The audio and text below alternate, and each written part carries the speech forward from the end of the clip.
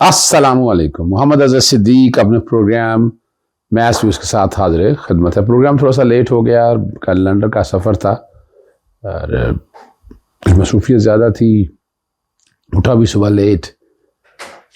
آج تھوڑی سی طبیعت سلو اس کانٹیکس میں جو پاکستان میں ہو رہا ہے وہ تکلیف بہت ہو رہی ہے، بڑی زیادتیاں ہو رہی ہیں. یہ غنڈہ گردی کے خلاف کچھ نہیں ہو پا رہا، عدالتیں بے بس نظر آ رہی ہیں. پولیس اور ایف آئی نیا جس طرح پولیٹیکل انجینئرنگ کے لیے استعمال ہو رہے ہیں شاید تاریخ میں اس طرح نہیں ہوئے، اور تمام سیاسی جماعتیں خاموش ہے، قصوروار ہیں یہ سارے سیاسی جماعتیں. چلیں اب آگے. عمران خان صاحب سے بشرا بی بی کی ملاقات ختم ہو گئی. جس طرح تنگ کیا گیا، باہر انتظار کرایا گیا، یعنی یہ ریکارڈ کا حصہ ہے. یہ تو پھر برداشت تو کرنا پڑتا ہے ان ساری چیزوں کو سامنے رکھتے ہوئے. آپ کو یہ تکلیفیں دیکھنی پڑتی ہیں، یہ قدرت کا ایک نظام ہے. لیکن یاد رکھیے گا ہر تنگی کے بعد راحت ہے. آسانیاں ہوتی ہیں، مشکلات پڑتی ہیں، لیکن مقابلہ کرتا ہے، اور عمران خان صاحب اس کا مقابلہ کر رہے ہیں. قید تنہائی میں رکھا ہوا یہ تو آپ کو پتہ ہے. عمران خان صاحب کو قرآن مجید جو مانگا تھا وہ نہیں دیا گیا، اور وکلا سے ملاقات نہیں کرائی گی، یہ بھی ریکارڈ کا بات ہے. کسی تنگ جگہ رکھا ہے کہ یہ بیگ بھی نہیں رکھا جا سکتا، کوئی عملہ نہیں ہے. یعنی اس طرح کی پوزیشن وہاں پر رکھی ہوئی ہے. اور سہولیہ جو دینے کا کہا تھا اسلام آباد ہائی کورٹ، اب اسلام آباد ہائی کورٹ تو آپ یعنی نہ ہونے کے برابر کیس ہے. وہ بڑی زبردست ہیئرنگ ہوتی ہے، بعد میں پتہ چلا یہ 4 لائنوں کا ایک آرڈر ہے، پھر وہ آرڈر بھی کیا ہے، کوئی آرڈر نہیں ہے. اسلام آباد ہائی کورٹ کا چیف جسٹس کو تو کوئی آرڈر سمجھتا ہے کچھ نہیں ہے. اور دوسری طرف جس طرح کا، اور یہی بار بار تقاضا کرتے ہیں، ہم لوگ بھی یہی تقاضا کر رہے ہیں، انہیں چاہیے کہ یہ کیس آپ باقی جانے دیں. عمران خان صاحب کیس آپ پہ بہت سے سوالات اٹھ گئے ہوئے ہیں، ٹھیک ہے نا جی. اور 1 گھنٹہ کی ملاقات تھی، باقی بھی ہیئرنگز کی اٹینڈ کرنی تھی. باقی کچھ آگے کچھ جو چل رہے ہیں معاملات خان صاحب والے، بڑا اہم ہفتہ ہے. رات میں تفصیلات اس بارے میں بتا چکا ہوں آپ کو، باری باری میں پھر باتیں کروں گا. کچھ چھوٹی چھوٹی چیزیں جو ہیں، جو کچھ سندھ ہائی کورٹ میں ہیں 9 مئی کے واقعات کے حوالے سے مختلف ہیں، وہ شاید کنٹینیوٹی اتنی نہ ہو سکے. لیکن ہاں ایک بات بتاتا چلوں آپ کو، 90 دن میں الیکشن 60 دن میں الیکشن نہیں کروا رہے ابھی تک تو کوئی الیکشن شیڈیول. صدر پاکستان نے بھی تاریخ ہو دی ہے.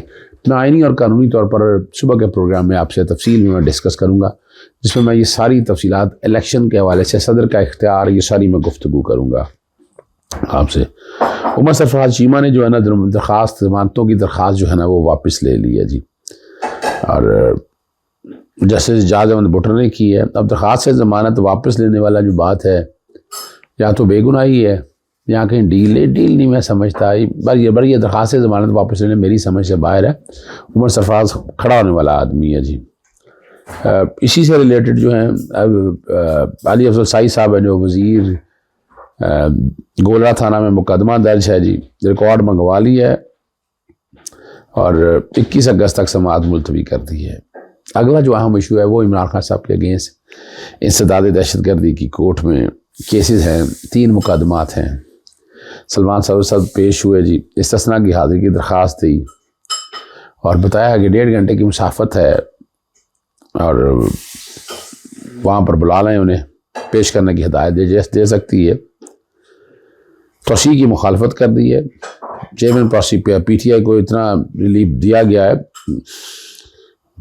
اور اس پہ دلائل کے پیش کرنے کے حوالے سے سلمان صاحب نے پوری کوشش کی.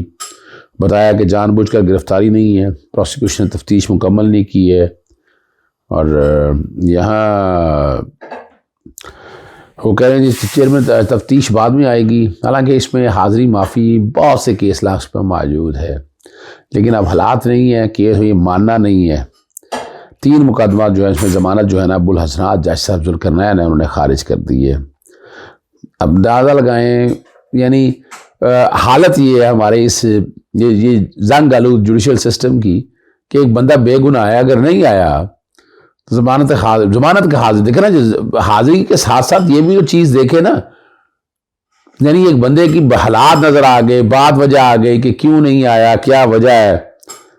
اور لیکن یہ سارا کام اب ہو رہا ہے، اور اب ان سب چیزوں کو اگر سامنے رکھ کر دیکھیں تو بہت سے سوالات پیدا ہوتے ہیں نا جی، بہت سے سوالات پیدا ہوتے ہیں۔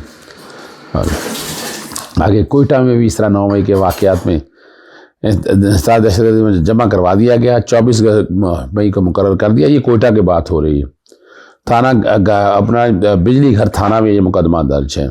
سابق ڈپٹی اسپیکر قاسم شموری سمیت دیگر جو ہے نا اس میں وہ قید ہیں۔ یعنی یہ وہ چیزیں ہیں جو ساری بنیادی طور کے اوپر آپ کو پتہ ہونی چاہیے، ٹھیک ہے نا جی۔ اور آپ کو اگلے چلتے ہیں جی، عسکری ٹاور جو ہے وہ حملہ اور جلاؤ گراؤ کا کیس ہے، خدیجہ شاہ اور دیگر کی سماعت ہے جی۔ ممبر نے J I T police inspector مسلم گلبرگ پر ریکارڈ پیش کر دیا، بغیر سماعت کارروائی کل ملتوی ہو گیا، 2 رکنی بینچ کریں گے۔ گلبرگ میں 10 مئی کو مقدمہ درج کیا تھا، جوڈیشل ریمانڈ میں ہے، اسے کوئی تفتیش درکار نہیں ہے، ضمانت بعد از گرفتاری منظور کرے۔ سندھ ہائی کورٹ میں 9 مئی کے حوالے سے کچھ ضمانتیں جو ہیں نا وہ منظور کر لی گئی ہیں۔ میں کوشش کروں گا کہ سندھ ہائی کورٹ کی اس پہ بھی میں بات کر سکوں آپ کو تاکہ کلیئرٹی آ سکے۔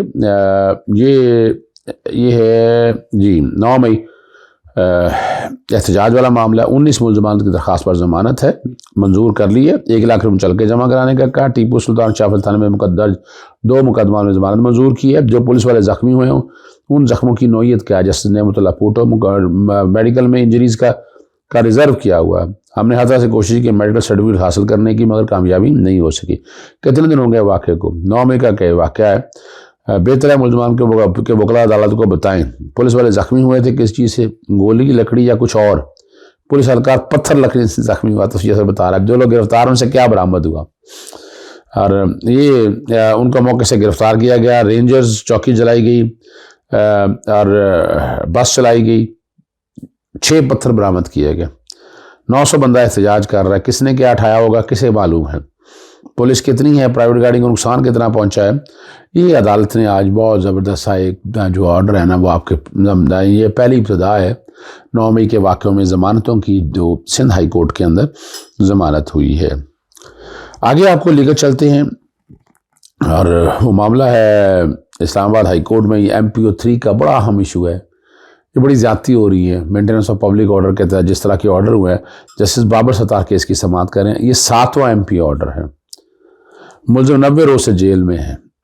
عدالت کی ہدایت پر MPO آرڈر پڑھا گیا۔ اس سے پہلے DC نے کون سا MPO آرڈر پاس کیا؟ جسٹس بابر ستار کا شہریار خلیفہ کے خلاف پہلے کا 3 MPO آرڈر پڑھا گیا، 7 مقدمہ میں گرفتاری ہوئی، پھر وہ ضمانت پر رہا ہو گئے۔ 7 MPO کے آرڈر شہریار خلیفہ کے خلاف اب تک غیر قانونی ہو چکے ہیں۔ کون سی جگہ رہ گئی ہے؟ بلوچستان عدالت کا استفسار۔ بلوچستان سے 2 جگہ رہ گئی ہیں جہاں سے ابھی تک MPO جاری نہیں ہوئے۔ سرکاری وکیل کی جانب سے MPO کا آرڈر پڑھا گیا، کس تاریخ کو اکسایا جا رہا تھا جو آپ پڑھ رہے ہیں؟ اس میں کچھ نہیں۔